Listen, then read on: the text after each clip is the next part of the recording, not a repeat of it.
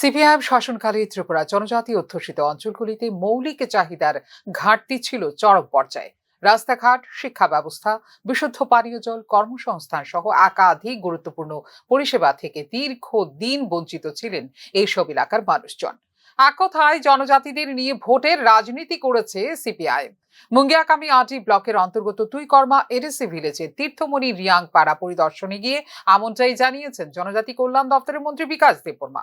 অবহেলিত সেই অধ্যায়ে ইতি টানতে বর্তমান বিজেপি সরকার ক্ষমতায় আসার পর থেকেই বিভিন্ন জনমুখী প্রকল্প গ্রহণ করে রাজ্যের প্রান্তিক এলাকাগুলিতে উন্নয়নের নতুন দিগন্ত উন্মোচন করেছে।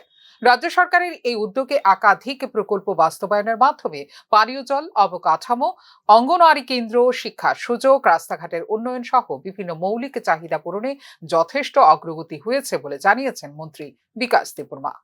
কর্মসংস্থান করার জন্য, তাদের স্বাবলম্বন করার জন্য আমি হর্টিকালচারের মাধ্যমে কলা, আনারস এবং লিচু, কাঁঠাল, সুপারি এবং রাবার মুখ্যমন্ত্রী রাবার মিশন রাবার মাধ্যমে তাদেরকে স্বাবলম্বন করার জন্য আজকে এটার নিয়েও আলোচনা হয়েছে।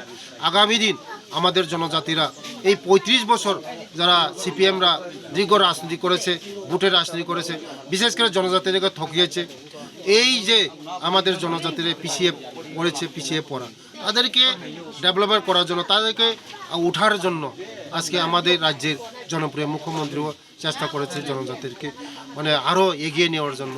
আমাদের প্রধানমন্ত্রীর নেতৃত্বে আজকে আমরা এই ধরনের যেভাবে আমরা ডেভেলপমেন্ট করছি, আগামী দিন আরও ডেভেলপমেন্ট হবে। আরও মানুষ বুঝেছে একমাত্র বিজেপি পারে ডেভেলপমেন্ট।